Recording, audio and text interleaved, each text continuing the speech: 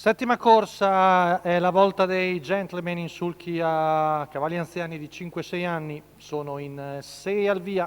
Lo schieramento: 1 Zoschetual, Filippo Monti, 2 Vaciglia, Patrick Romano, 3 Vento da Barco, Jessica Pompa, 4 Zefanina, Roberto Giannoni, 5 Zoello, Maddalena Varsori, 6 Villeroy, sì, Thomas Manfredini. Problemi per Vaciglia di galoppo, praticamente fuori corsa.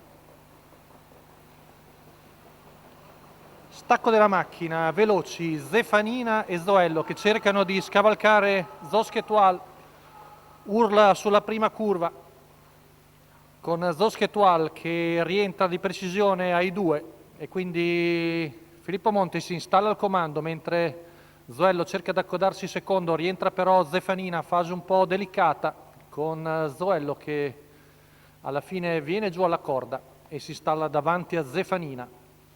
Vediamo di fuori Vento da Barco e poi Villeroy in quarta posizione alla corda. 400 metri in 34 con in vantaggio Zoschetual, vincitrice l'altro giorno.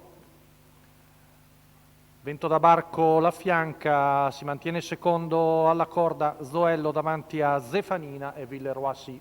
Arriviamo al paletto dei 600 in 47,4, ha fermato Filippo Monti, 17 la curva. Siamo al passaggio davanti alle tribune, anzi di fuori è Zefanina, scusate, che è all'esterno. Poi Zoello seconda la corda davanti a Vento da Barco, poi Villeroy 15,6 qui davanti alle tribune, 1,3 il primo giro, con Zoschetual sempre a condurre con all'esterno Zefanina. Zoello seconda la corda, poi Vento da Barco e Villeroy, arriviamo al chilometro passato dal battistrada in 1,18,5, sempre Zoschetual in vantaggio su Zefanina che insiste al largo, Zoello che è dietro ai 2, poi Vento da Barco e Villeroy, siamo a 400 metri dalla conclusione, retta di là che viene passata in 14,9, ora scatta dalle retrovie Vento da Barco che viene deciso in terza ruota mentre allunga Filippo Monti con la figlia di Ganymede che prende vantaggio su Zoello. Siamo a poco più di 200 metri dalla conclusione. Zoschetual sempre in vantaggio su Zoello e Vento da Barco. Ultimi 100 metri con Zoschetual che viene stappata e viene a vincere facilmente davanti a Zoello. Al terzo Vento da Barco che precede Villeroy.